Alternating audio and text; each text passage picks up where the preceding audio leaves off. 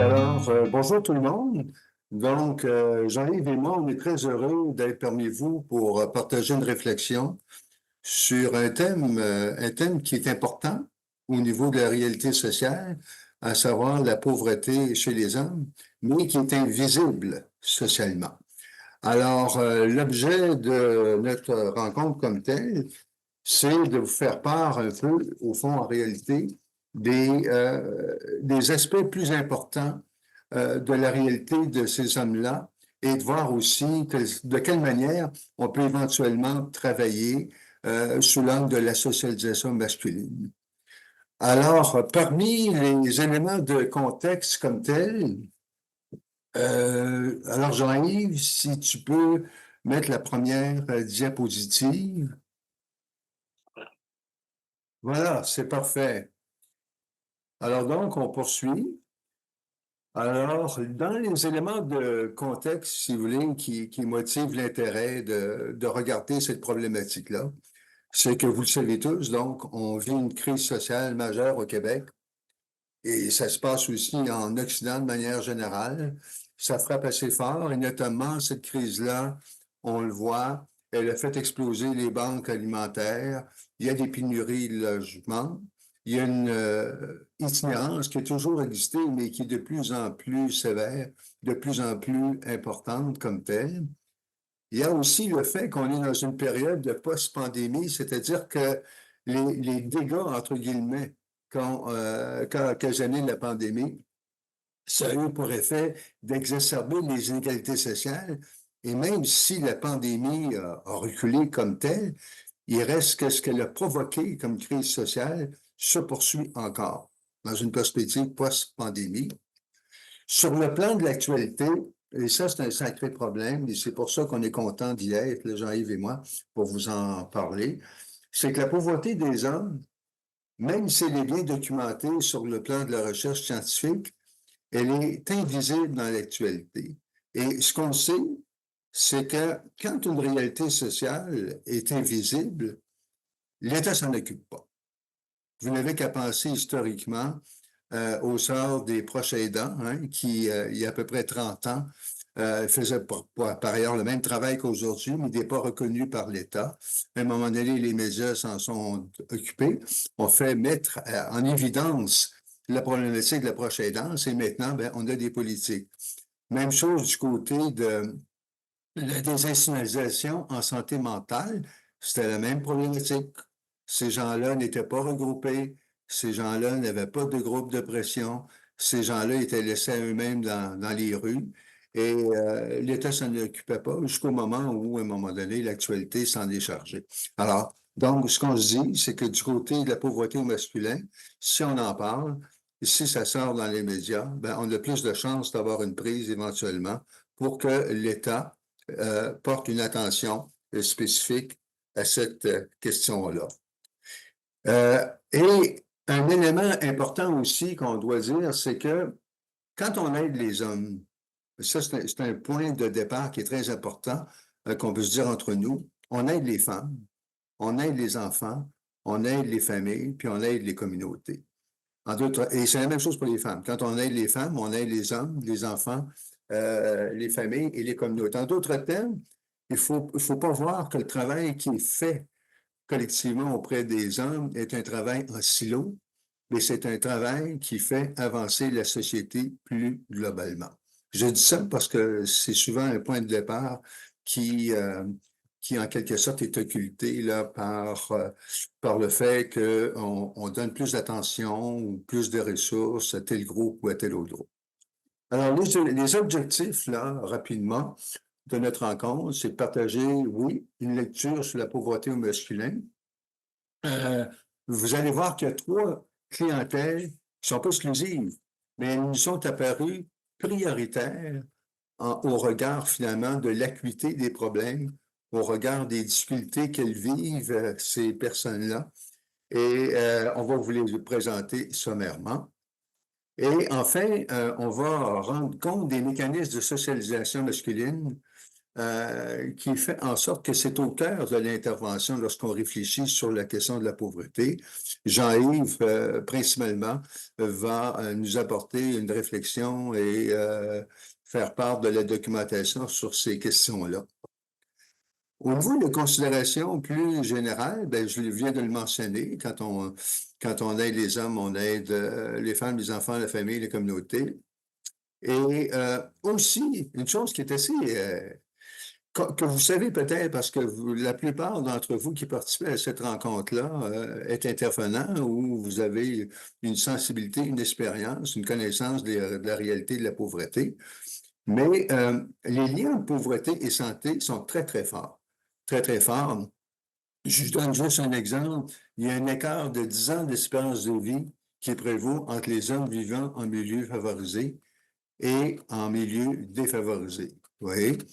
On pourrait continuer comme ça. Je pourrais vous dire que entre des quartiers à Montréal, par exemple, quartiers défavorisés et favorisés, il y a à peu près un écart de 14 ans d'espérance de vie. Si on va dans les réserves indiennes, on est rendu à peu près à 20%, 20, pas 20%, mais 20 ans d'écart d'espérance de vie. Vous voyez, donc, par conséquent, c'est une trame fondamentale qui est là, puis qui fait en sorte que la pauvreté elle-même a pour effet d'abréger l'espérance de vie des personnes. Cette pauvreté-là, chez les hommes, elle peut revêtir différentes formes, peut être temporaire, cyclique ou permanente. La pauvreté, elle ne connaît pas de frontières géographiques, générationnelles et ethnoculturelles. Je prends juste ces trois thèmes-là pour dire qu'on peut à l'infini analyser ces problématiques-là sous l'angle, par exemple, des régions, sous l'angle des générations comme telles, et sous l'angle des questions relatives, par exemple, à l'immigration et à la diversité culturelle et aussi sexuelle. Mais il y a vraiment trois clientèles qui nous ont interpellés. C'est les itinérants de la rue, les jeunes hommes et les hommes vivant seuls. Alors, on va faire une petite plongée parmi ces catégories-là. Les itinérants de rue.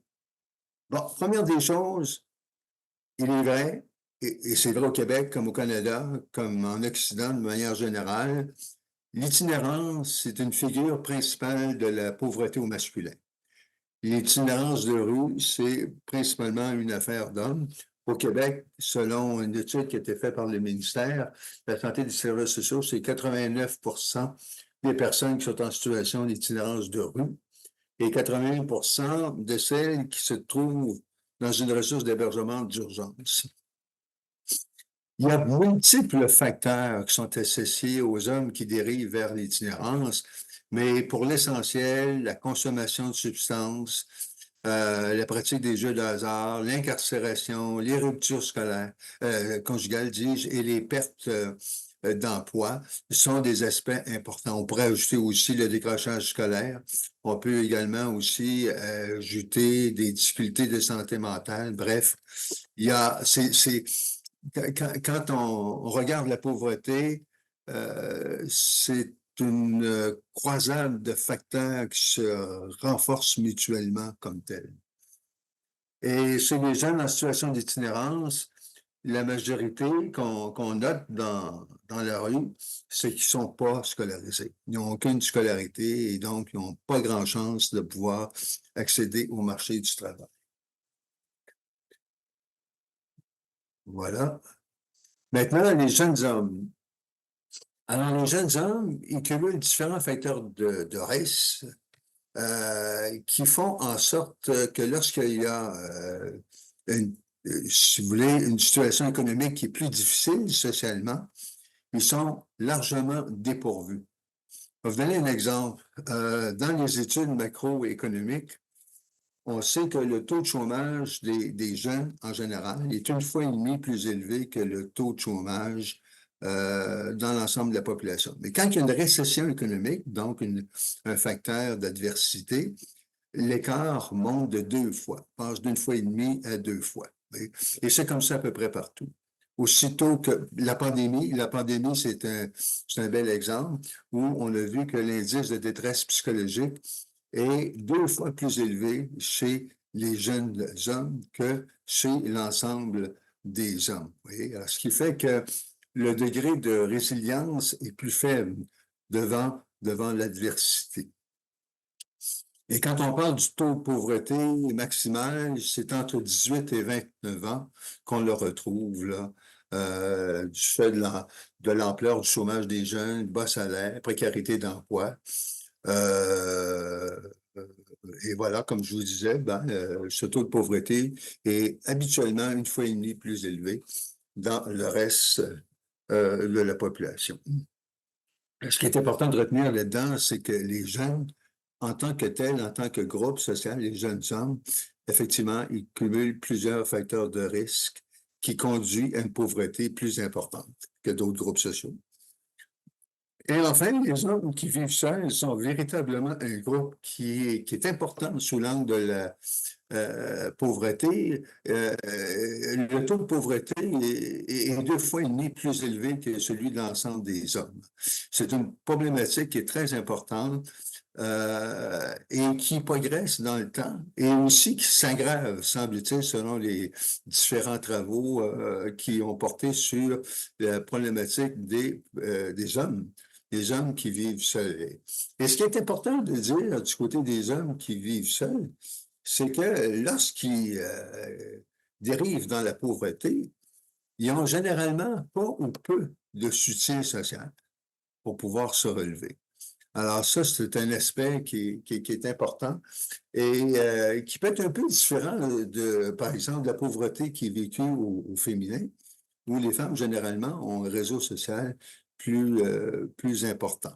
Mais du côté des hommes, et pour des cas limites, entre autres, ceux qui n'ont pas d'amis, ceux qui n'ont pas de réseau social, qui vivent seuls, qui sont dans la pauvreté, parfois, ils peuvent aller vers des trajectoires extrêmement difficiles au niveau du vécu de la pauvreté. Alors ça, ce sont grosso modo, comment je pourrais dire, les clientèles phares. Les clientèles phares qui font en sorte que, quand on regarde les données publiques et les recherches, ces 3 groupes-là sont importants. Évidemment, il y a d'autres groupes qui sont aussi importants et on peut en parler pendant la discussion.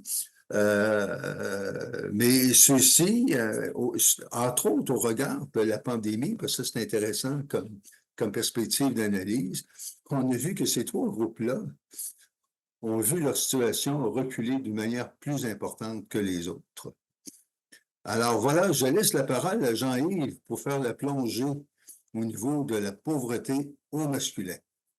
Alors merci Jacques. Alors merci Jacques de nous avoir brossé un portrait plus macro, plus sociologique un peu du phénomène de la pauvreté effectivement au masculin. Alors ma présentation va plus s'attarder effectivement. Moi je me suis plus intéressé, j'ai une formation en travail social, donc je me suis plus intéressé d'un point de vue finalement qualitatif, donc à l'expérience de pauvreté des hommes seuls. Donc ça a été l'objet de ma thèse de doctorat. J'ai aussi mené un projet de recherche aussi en Chaudière-Appalaches qui reprenait sensiblement donc plus le milieu rural.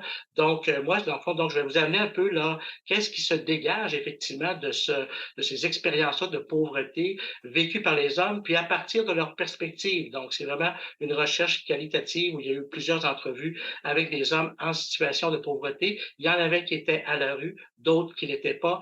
Donc il y en avait qui étaient en milieu urbain et d'autres qui étaient en milieu rural. Donc je vais vous présenter en fait quelques clés d'analyse. Je pense que c'est important effectivement pour mieux rejoindre les hommes, pour mieux intervenir avec les hommes en situation de pauvreté. Il y a des clés d'analyse, dans le fond, qui sont importantes. La première clé d'analyse, dans le fond, c'est de comprendre le GPS masculin. Alors, alors, c'est quoi, dans le fond, qui compose un peu le GPS masculin qui permet, dans le fond, aux hommes de s'orienter, dans le fond, de prendre leurs décisions, hein? Alors, donc, alors, il y a 3 dimensions, dans le fond, qui constituent ce GPS masculin qui guide les hommes sur la route de la vie, si on peut dire. Il y a la question des codes culturels, la question des vulnérabilités souffrances et la question d'une diversité de stratégies. Donc, allons-y d'abord avec les codes culturels. Donc, à partir de mes recherches, dans le fond, ce qui se dégage, dans le fond, par rapport à en fait, qu'est-ce qui oriente les hommes sur le plan des valeurs, OK? Donc, sur le plan de comment on se perçoit comme homme, là, de qu'est-ce que c'est un homme. Alors, c'est sûr qu'au niveau de la pauvreté au masculin, on constate des choses qu'on a déjà, qui ont été constatées dans d'autres études, en fait, qui ont été faites sur les hommes. C'est-à-dire que les hommes, dans le fond, adhèrent à des codes culturels de socialisation masculine, dans le fond, qui, en fait, orientent tous leurs choix. Donc l'importance d'être autonome, de se sentir libre. Alors ça, c'est vraiment quelque chose qui guide, tu sais, énormément les choix, les décisions, les projets de vie des hommes.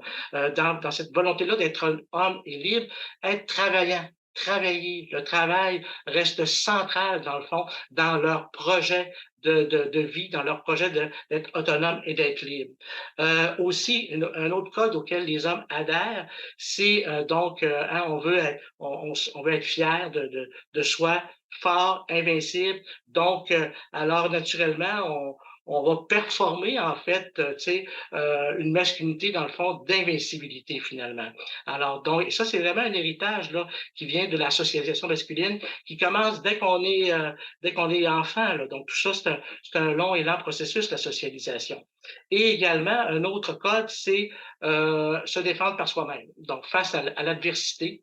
Alors donc ce qui va orienter les choix, c'est que je suis capable par moi-même de me défendre puis de trouver des solutions à mes problèmes. Alors, vous allez voir tantôt un peu là, les impacts un peu de l'adhésion, dans le fond, à ces codes culturels-là, qui correspondent en fait au modèle dominant de de ce que c'est être un homme au Québec en 2023. Alors, voilà. Au niveau des vulnérabilités, des souffrances aussi, moi, donc ce que j'ai constaté dans le cadre de mes travaux, c'est que il y a plusieurs en fait vulnérabilités et souffrances vécues par les hommes qui sont pas toujours considérées en fait, pris en considération dans l'intervention auprès des hommes. Alors alors ce qui peut avoir été victime d'un accident de travail, c'est quelque chose effectivement qui fait partie des vulnérabilités ou des souffrances que vivent les hommes. Avoir été victime d'intimidation à l'école. Donc ça, dans mes entrevues, il y a des hommes qui m'ont confié effectivement avoir été victimes d'intimidation. C'est sûr qu'à l'époque où ils ont vécu cette intimidation-là, ils n'en étaient pas conscients, mais maintenant, on en sait un peu plus qu'est-ce que c'est l'intimidation. Donc, il y a des hommes qui ont partagé dans les entrevues qui avaient été victimes d'intimidation à l'école, des hommes qui aussi souffrent ou ont des problèmes de santé physique ou de santé mentale, souvent pas diagnostiqués. Ça, je pense que c'est important. Donc, alors parfois, c'est eux-mêmes, dans le fond, qui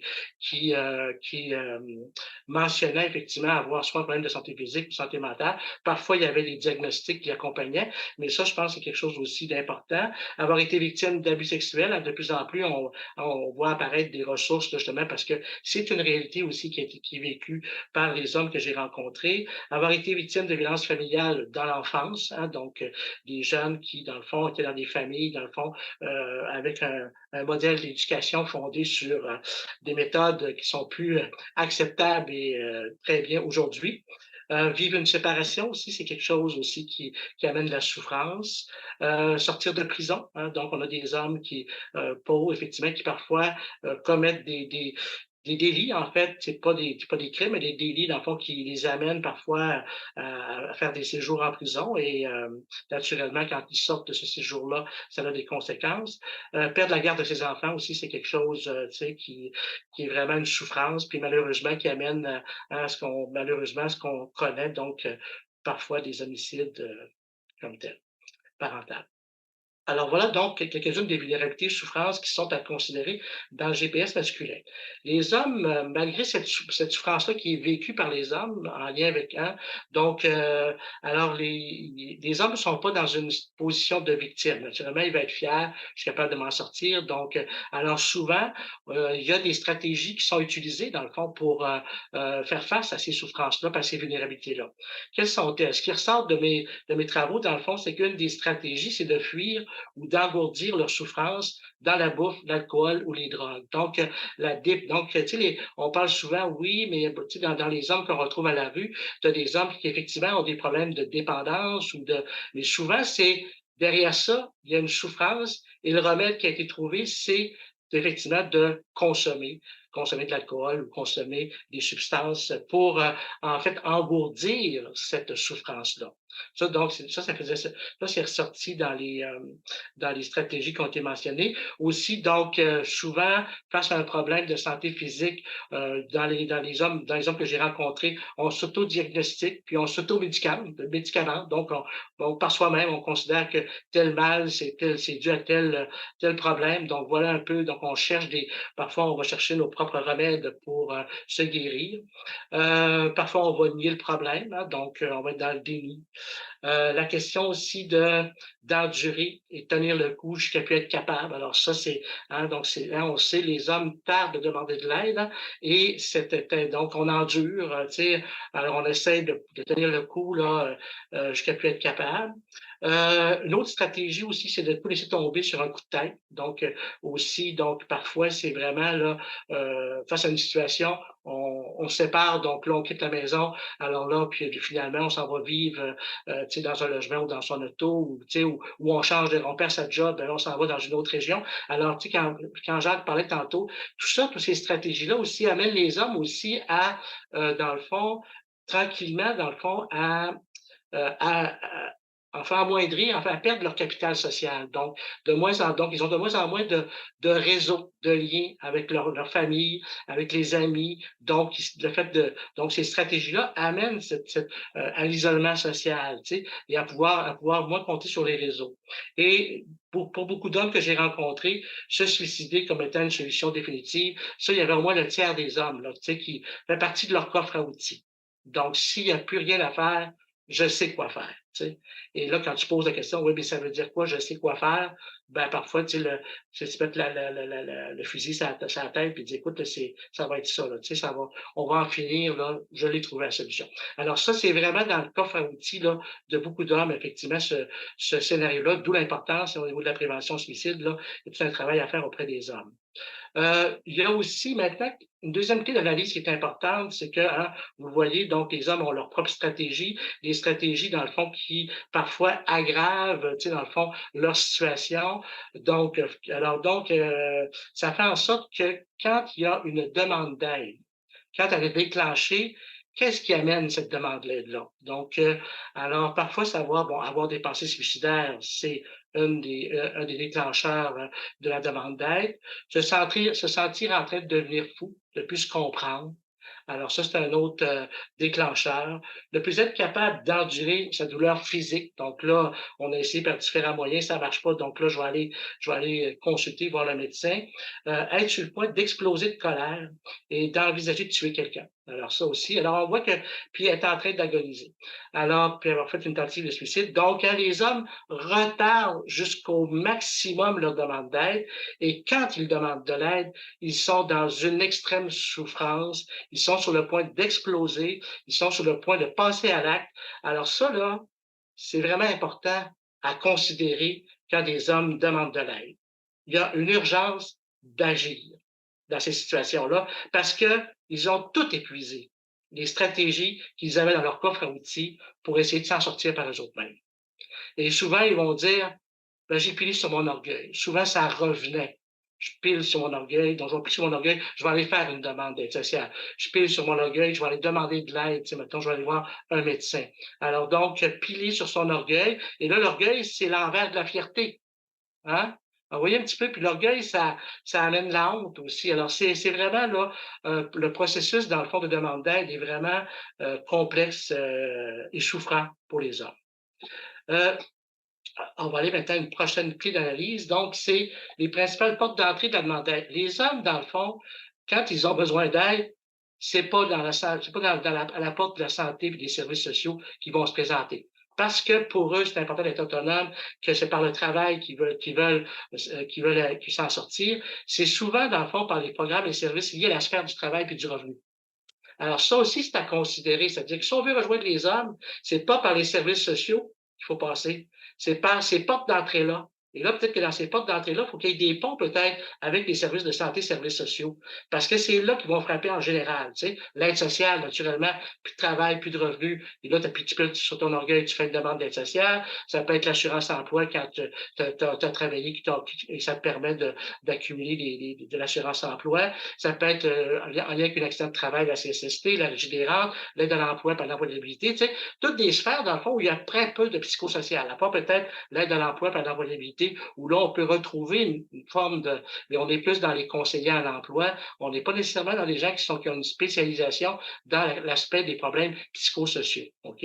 Alors ça, je pense que ça aussi, c'est important. Donc, les hommes frappent donc, à des portes qui ne sont pas celles que nous, on s'attend où ils frappent. Tu sais. Puis là, je n'ai pas parlé, naturellement, quand tu te retrouves à la rue, bien, naturellement, c'est les ressources d'aide pour les jeunes, tu sais, dans le fond, les ressources d'aide pour les personnes itinérantes. Une quatrième clé d'analyse aussi qui est importante, c'est que, en fait, c'est que, vous avez vu, donc, on va demander de l'aide dans les services, programmes liés au revenu puis au travail. Et l'une des portes d'entrée, l'aide sociale au Québec, moi, je considère dans le fond, l'aide sociale au Québec pour les hommes, et pour les personnes seules, autant les hommes que les femmes, c'est devenu une fabrique à itinérance. Ça, malheureusement, on n'en parle pas beaucoup non plus, tu sais, mais bon, alors, en dernier recours, les hommes épuisés, pilant sur leur orgueil, frappent ultimement la porte d'aide sociale. Plutôt que de jouer son rôle de filet, parce que normalement, l'aide sociale va être un filet de sécurité sociale, ce système pousse plutôt les hommes vulnérables vers l'univers de la survie, où l'on doit bricoler pour se nourrir, se loger, se déplacer sur le territoire et, pour certains, s'endetter et épuiser ses réels. Alors ça, c'est vraiment là important aussi, cette notion-là, c'est que l'aide sociale, avec les années, les règles, on a tellement resserré les règles d'admissibilité qu'il y a beaucoup d'hommes qui frappent à cette porte-là, dans le fond, renoncent parce que ça devient trop compliqué. Donc là, ils se retrouvent à vivre dans leur auto, ils se retrouvent à aller vivre dans le bois, hein, parce que là, il n'y a pas d'autre moyen de pouvoir se loger, pouvoir prendre soin de soi-même. C'est ça. Donc, puis l'autre chose, c'est que non seulement l'accessibilité est difficile, tu sais, parce que ce qui fait que c'est difficile pour les hommes aussi, c'est que le système d'aide sociale est basé sur la notion de l'aptitude et l'inaptitude au travail. Alors, donc, quand les barèmes sont modulés, là, il y a des écarts quand même entre le barème pour une personne qui est sans contrainte versus quelqu'un qui a un revenu de base, là, on a un écart d'à peu près 50 dans les montants qui sont versés. Alors, les hommes qui vont faire une demande d'aide sociale sont présumés, comme ils n'ont pas de médecin de famille, hein, souvent, ils n'ont pas été consultés, ils n'ont pas de diagnostic. Donc, on les présume aptes au travail. Donc, on leur accorde le plus petit barème, donc qui est autour de 770 $ par mois quand on est considéré sans contrainte. Alors, vous voyez un peu dans quelle situation, donc, des hommes qui sont en détresse, qui souffrent, vont chercher une demande pour au moins pouvoir au moins satisfaire leurs besoins de base, de se loger, se nourrir, tu sais, puis tout ça. Mais finalement, ils n'ont pas ce minimum-là. Alors, on aggrave, en fait, leur situation et on les pousse carrément vers l'itinérance. Donc, là, puis vous remarquerez dans les discours de nos décideurs politiques, là, les banques alimentaires, les refuges pour les personnes itinérantes sont devenus le nouveau filet de sécurité sociale. Donc, avec les années, l'État a transféré ses responsabilités d'assurer le droit à un revenu, le droit à un logement aux communautaires et en particulier aux ressources d'aide alimentaire et aux ressources pour les personnes itinérantes. Alors ça, je pense qu'il y a quelque chose là qui est vraiment à questionner et à prendre conscience, dans le fond, que l'État, dans le fond, s'est déchargé et n'assume plus ses responsabilités. Ah oui, non, celui-là, je ne la présentais pas, je la gardais pour tout à l'heure. Alors, donc, j'aurais terminé, Pierre, ma présentation. Il y a Jean qui a déjà une question. Merci, Jean-Yves et Jacques, pour votre présentation. On va prendre des questions. Si vous avez des questions, n'hésitez pas à lever la main ou à la poser dans la zone de discussion. Ça va nous faire plaisir de l'adresser au conférencier. Donc, Jacques, je te passe le micro. Oui, oui, en fait, c'est pas tant une question qu'une mise en contexte de ce que Jean-Yves a présenté et qui est très important. C'est que, en fait, ce qui est très difficile sur le plan de la lutte et des interventions qu'on peut faire au niveau de la pauvreté chez les hommes, c'est qu'au point de départ, puis ça va nous suivre tout le temps, il y a une contradiction d'essence entre l'identité masculine et la vulnérabilité. Ça, on voit ça dans toutes les études sur la question des hommes. C'est une figure centrale de la réalité.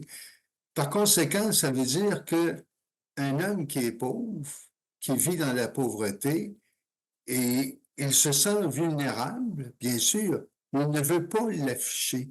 Demander un service, c'est d'admettre qu'il est vulnérable. Il n'est pas là dans sa tête. Il va attendre parfois une situation beaucoup plus grave avant d'aller chercher des services. Et aussi, on sait que sur le plan de la socialisation, l'énoncé qui était le plus populaire parmi les hommes dans nos travaux, c'est je n'aime pas être contrôlé par les autres.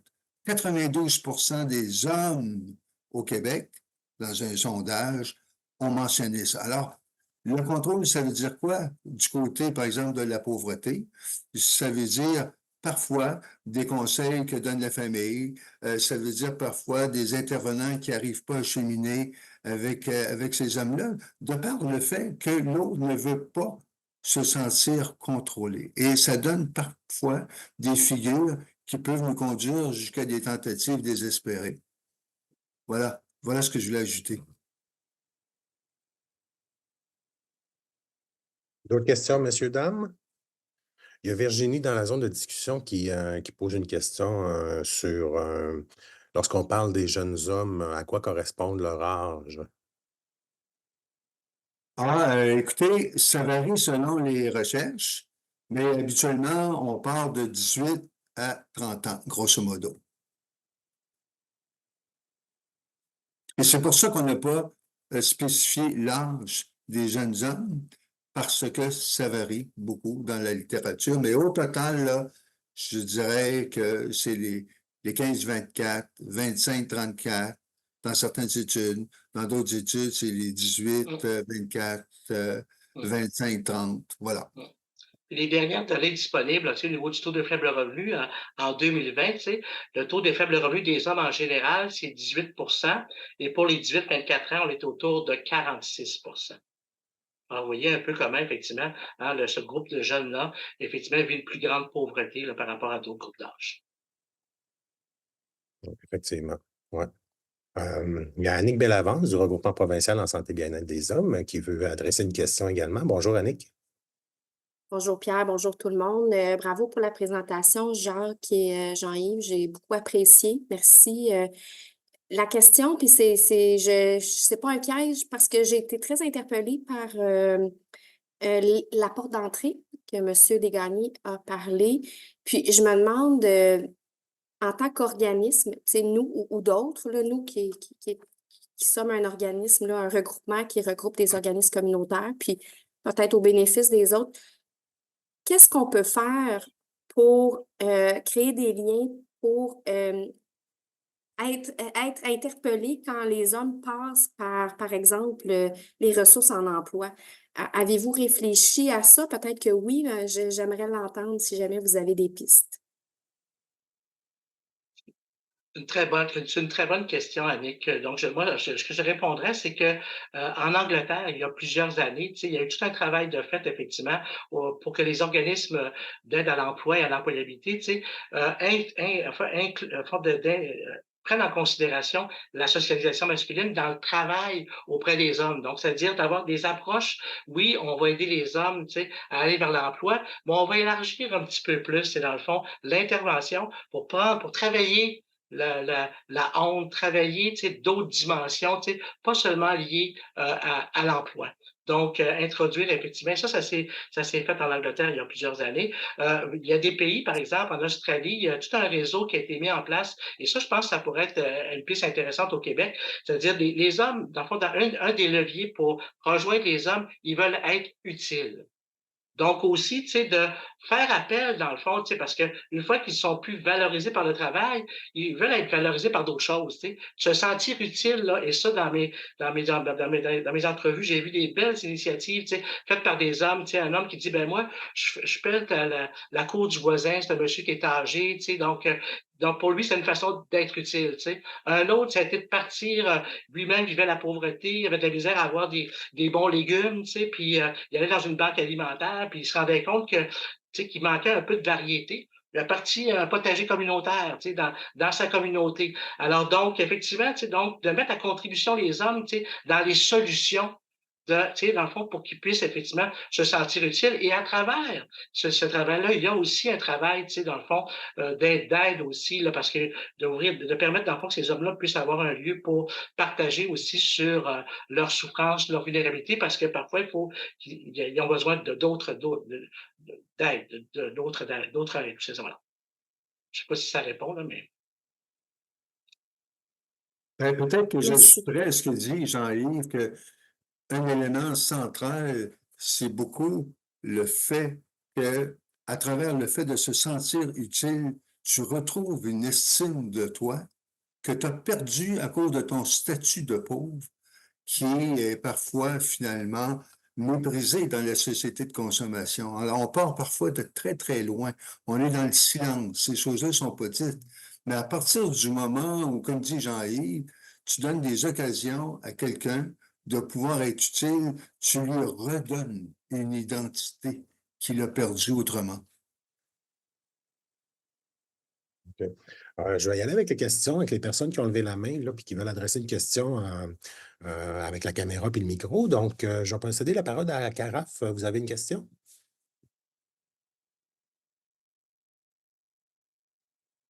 Carafe? Et voilà. Madame Dion, est-ce que vous voulez adresser votre question? Ben moi, c'était peut-être plus Je un voudrais. commentaire. OK, allez. Peut-être plus un commentaire. Tu sais, j'ai beaucoup, beaucoup aimé. C'est la première fois que j'entends de la part de quelqu'un toutes les autres portes d'entrée que le réseau, que officiellement, il y a quelqu'un qui nomme le réseau de santé et services sociaux n'est pas adapté pour accueillir des hommes, en fait. Puis ça, je suis vraiment contente de ça. Moi, je suis en pratique autonome, je suis travailleuse sociale. 80% de ma clientèle est masculine. Et la porte d'entrée, c'est les programmes d'aide aux employés. Et ça fonctionne drôlement bien. Les hommes, moi, c'est juste des gars de la construction puis des gars de mine, donc des métiers très traditionnellement masculins. Et ils consultent, c'est souvent la première fois qu'ils le font, et ils adhèrent, ils sont Hum, fidèles, ils hum, sont assidus, ils sont sérieux dans leur suivi. Je trouve ça de toute beauté. L'autre affaire que je voudrais dire, c'est aussi faire du pouce sur dans les organismes communautaires, faire des tâches, aller chercher des hommes pour lui dire: «Hey, j'ai besoin de toi, tu peux-tu nous aider dans notre organisme?» Tu sais, ça, je trouve que c'est, tu sais, on voit ça souvent, tu sais, comme, je sais pas, je pourrais nommer des organismes, mais je le ferai pas, là, qui le font, puis que ça fonctionne, tu sais. Fait que l'homme vient préparer des repas, faire le hum, ménage, et là, c'est par ça qu'il y a de l'aide, puis qu'il reprend son rôle perdu de un peu hum. de pourvoyeur ou Voyage. de responsable, là. Hum. Très intéressant. Je vais redonner la parole à Carafe. Oui, oui, bonjour. Excusez-moi, j'ai des problèmes avec ma vidéo. Je suis depuis le début à écouter. C'est très intéressant, bien documenté. Et moi, je voudrais dire que, étant donné que je travaille dans un centre communautaire, dans notre centre qui est le Carré Saint-Laurent, nous avons créé un comité qui s'occupe des hommes et on l'a appelé comité Espace Hommes. Donc, on fait plein de travaux et c'est très intéressant ce que nous faisons. Moi, étant sur le terrain, je vois que, par exemple, les hommes parrainés souffrent de pauvreté, étant donné qu'ils sont parrainés par leurs épouses. Sur le terrain, une fois arrivés, c'est plein de problèmes, plein d'isolement. Et donc, comme disait monsieur, eux, ils veulent, pour remédier aux problèmes, ils veulent aller chercher du travail. C'est vraiment le revenu qui les intéresse. Et dans la pratique aussi de tous les jours, je pense que si dans quelques années, il pouvait y avoir une statistique ou des statistiques de tous les habitants, disons seulement de la ville de Montréal, avec immigrants et demandeurs d'asile confondus, ça serait vraiment fulgurant parce que c'est là où naît la pauvreté. Et de tout temps, c'était tout le temps les femmes qui venaient pour qu'on leur donne des billets pour des références pour aller chercher de la nourriture. Mais là, Vraiment, c'est beaucoup d'hommes. C'est beaucoup d'hommes. Ils disent, bon, je n'en peux plus. Je ne pensais pas que j'allais arriver à ce stade-là, mais je dois avoir recours à l'aide alimentaire. Donc, la pauvreté existe. Elle est frappante. Elle est parlante, sauf que nous, à notre niveau, ce qu'on fait, c'est qu'on les écoute, on les oriente, on les rassure et puis on leur explique ce que c'est que l'intégration, ce qu'il faut faire. Mais c'est un travail qui va prendre beaucoup de temps pour qu'ils se sentent moins pauvres. C'est ça. Parce que là, ils disent, on n'était pas comme ça dans notre pays. C'est tout ce que je voulais dire et merci beaucoup. C'est très enrichissant ce que vous avez fait. Merci. Merci pour votre intervention, Cara. Puis si je pouvais faire le lien, si je peux faire le lien avec la question qui a été posée par Stéphane Hernandez dans la zone de clavardage. Bon, Stéphane demande, c'est quoi, est-ce qu'on a des données sur l'incidence de l'itinérance chez les hommes issus de l'immigration? Donc, la composition, sans doute, là, des hommes immigrants qui composent les personnes, qui composent le pourcentage de personnes en situation d'itinérance. Tantôt, c'est Jean-Yves qui le mentionnait, ou Jacques, là, c'est le trois quarts de la population, trois quarts des personnes en situation d'itinérance sont des hommes. À Montréal, c'est ça, là. Donc, selon les dénombrements, c'est 5000 personnes. Donc, il y a trois quarts de ces personnes, de ces 5000 personnes-là, que c'est des hommes, là, à Montréal, là. Donc, est-ce qu'on a des données sur cette composition-là par rapport aux personnes issues de l'immigration? Je sais que ben, je me souviens plus. Moi, j'ai consulté le portrait, mais je me souviens plus s'il y a des données précises ou Jacques, je sais pas, tu sais, dans le portrait sur l'itinérance, le dernier portrait, est-ce qu'il y a des données? Moi, en tout cas, moi, je ne peux pas répondre, mais mais la question est très bonne. Puis effectivement, je pense qu'il y a une réalité à Montréal, effectivement, tu sais, au niveau de l'immigration, là, qui serait à prendre en considération dans les analyses qu'on fait, effectivement. Oui, effectivement, il y a des données. Il y a des données dans diverses études. Euh, c'est une question complexe. Je vais vous dire pourquoi. Quand on parle de l'immigration, est-ce qu'on parle des immigrants de première génération, deuxième génération, troisième génération, quatrième génération? Aussi, est-ce qu'on parle des réfugiés? Est-ce qu'on parle des gens qui ont un statut hybride? C'est compliqué.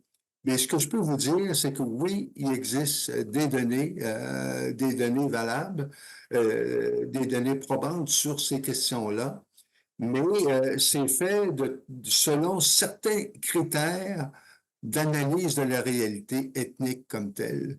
Mais si jamais c'est peut être utile, je peux vous fournir des références, là. Il y aura juste à m'écrire et puis je vous donnerai des références précises sur ces questions-là.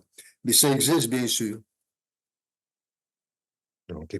Je mettrai dans le document dans le courriel que vous êtes envoyé suite à la présentation, suite à l'activité de cet après-midi, de ce midi, l'adresse courriel de Jacques et les adresses courriel professionnelles de Jacques et de Jean-Yves, si vous voulez avoir plus d'informations aussi. Donc, je passerai la parole à Éric Couteau du Centre de ressources pour hommes de Montréal qui a une question. Oui, mais en fait, je veux contribuer à la discussion aussi parce que Jean-Yves, les portes d'entrée, sincèrement, pour moi, je pense que ça va être ce qui va frapper l'imaginaire de tout le monde. Puis en même temps, c'est le genre d'information que je fais comme, ben, pourquoi on y a pas pensé avant? Semble c'est évident, ça c'est tellement, le rôle de pourvoyeur est tellement au centre de la socialisation masculine des rôles sociaux des hommes que je fais, ben voyons donc, c'est aussi évident que le nez au niveau de la figure.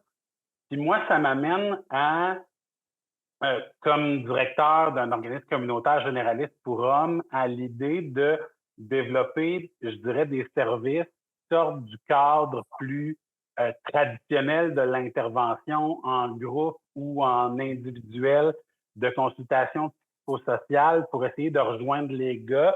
Nous, ça fait à peu près 2 ans qu'on essaie de mettre sur pied un projet milieu de vie où on veut vraiment qu'il y ait un intervenant qui son rôle, c'est d'être un animateur social, juste faire des sorties, des groupes de socialisation, mettre les hommes ensemble pour justement faire ce repérage-là.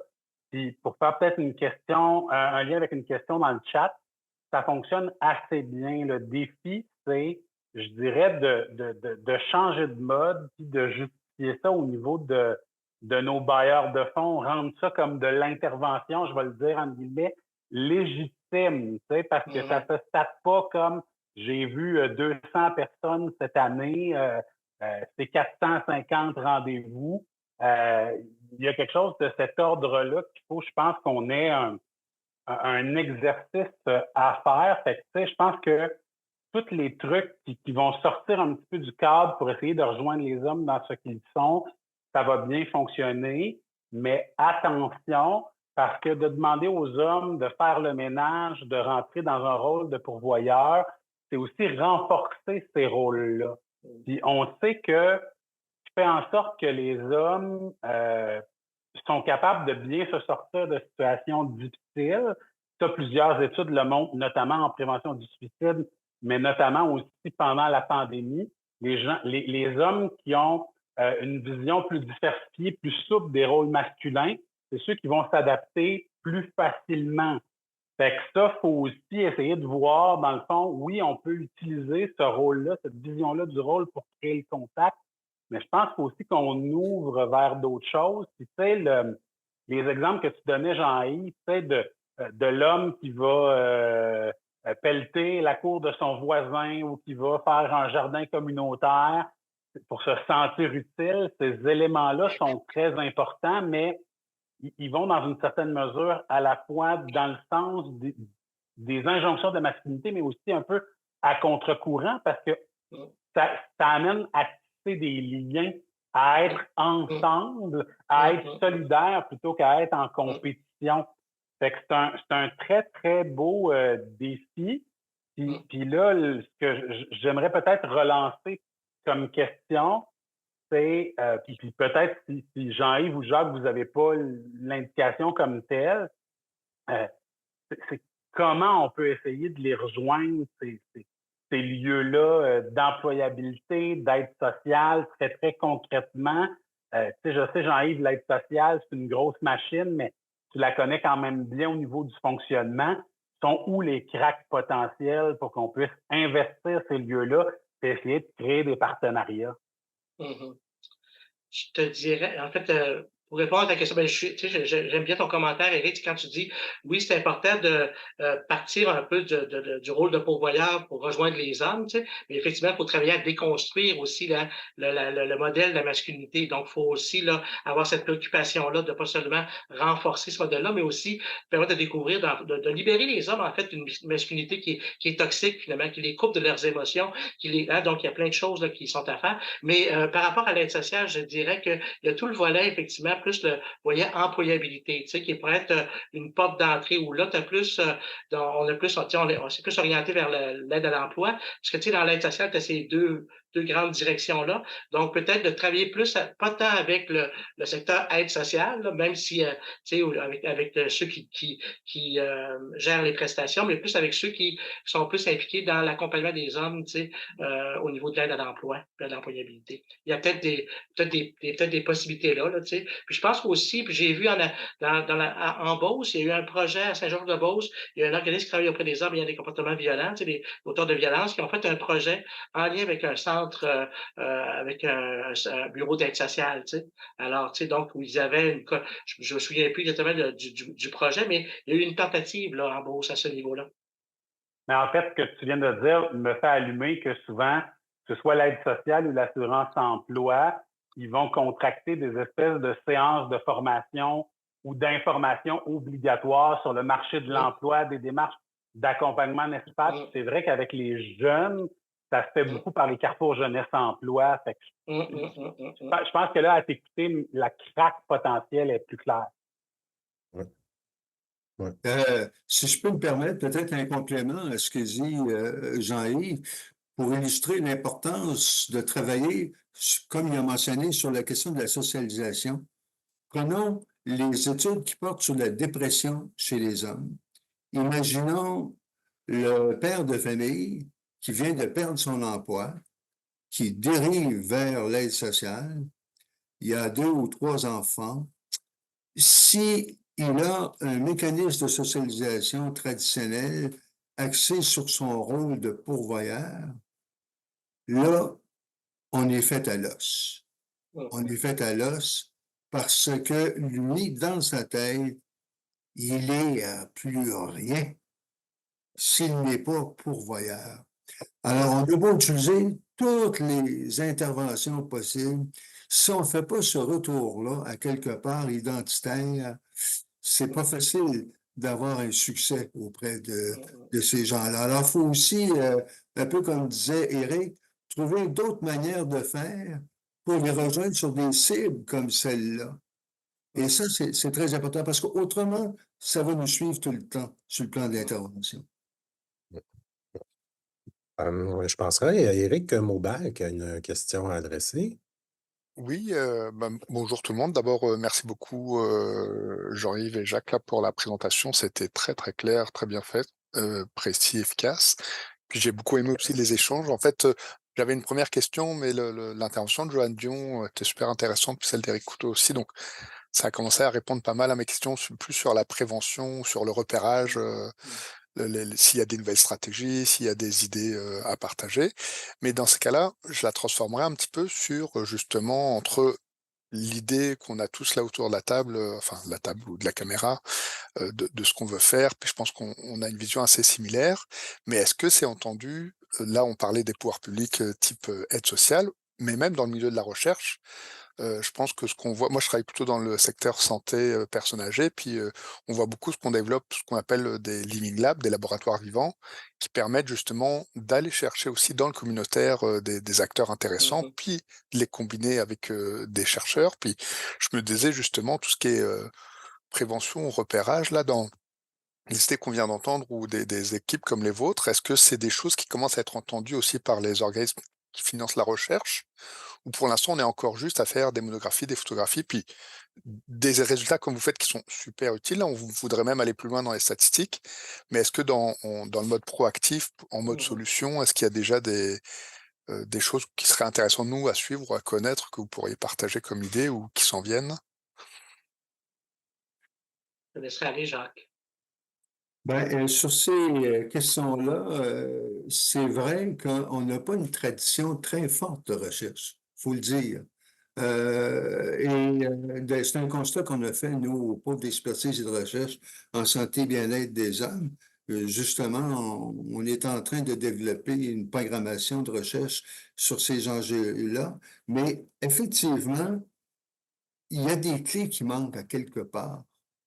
Et parmi les clés qui manquent, là, je vous donne mon avis personnel, il y a tout le problème qu'il faut rejoindre l'homme qui vit la pauvreté dans sa culture à lui pour pouvoir cheminer. Et ça, on ne l'a pas tout le temps fait dans les recherches comme dans l'intervention. Si tu ne pars pas de la logique, la construction que l'homme se fait de sa situation, ça va être très difficile de cheminer. Et si tu n'utilises pas aussi un langage qui n'est pas un langage professionnel, qui est un langage qui te rapproche des classes populaires, je pense aux travaux de Ginette Paquette notamment, qui a très bien illustré ces questions-là. Ben là, si vous voulez, on peut progresser. Mais je dirais que du côté de la recherche, personnellement, je pense qu'on n'a pas encore démarré d'une manière importante au Québec sur des questions comme ça. Puis moi, j'aimerais beaucoup que les recherches s'orientent plus du côté de comment l'homme se voit, c'est quoi sa construction, c'est quoi les bouts qu'on peut faire, les interventions qu'on peut faire. On sait que, par exemple, l'idée de prévention, c'est quelque chose qui ne va pas du tout avec les classes sociales. Ils ne sont pas là. Ils sont dans le ici et maintenant, puis tout de suite. Alors, même si on développe en chapelle ardente entre nous des interventions sur ces aspects-là, c'est complètement futile. Ça tourne à vide parce que c'est pas leur point de départ. C'est le père, la mère de famille qui a comme préoccupation, est-ce que mon fils qui va à l'école va pouvoir dîner? Y a-t-il ce qu'il faut pour dîner? Ils sont là, ils sont dans le ici et maintenant. Et souvent, les constructions sur le plan de l'intervention sont en schizophrénie par rapport à ce type de préoccupation-là. Heureusement, les ressources communautaires sont plus proches. Ils sont plus proches des cultures populaires, puis ça, c'est un plus. Mais si on prend le réseau de la santé, il y a des efforts qui sont faits, mais ils sont beaucoup plus loin. Puis aussi, à quelque part, il y a, il y a une distance entre ces deux mondes-là.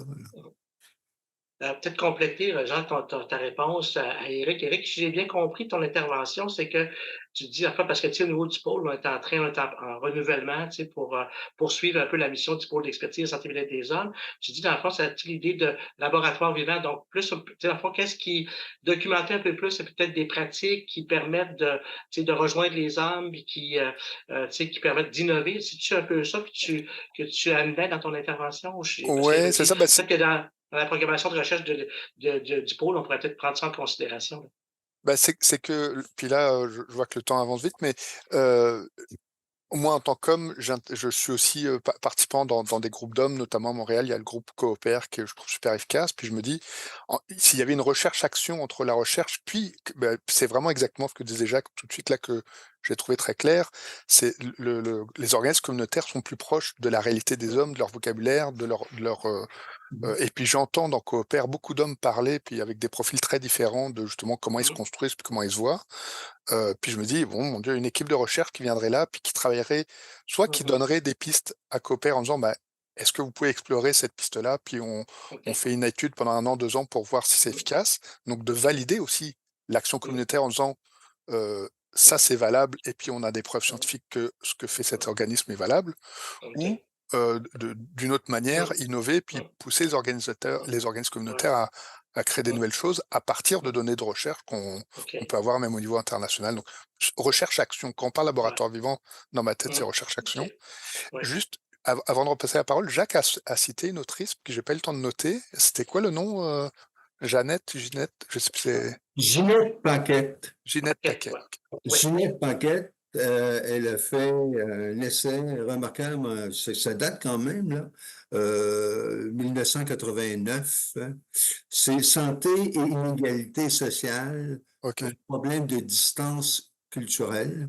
Mmh. Et elle l'a fait sous la supervision de Fernand Dumont, grand sociologue là, qui était un des grands intellectuels au Québec.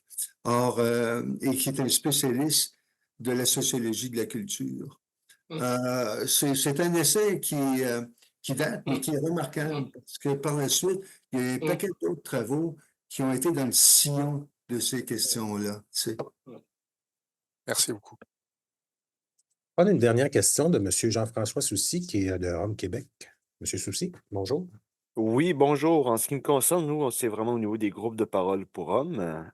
Puis en ce qui me concerne, je me trouve beaucoup dans l'admission de ces hommes-là dans les groupes de parole.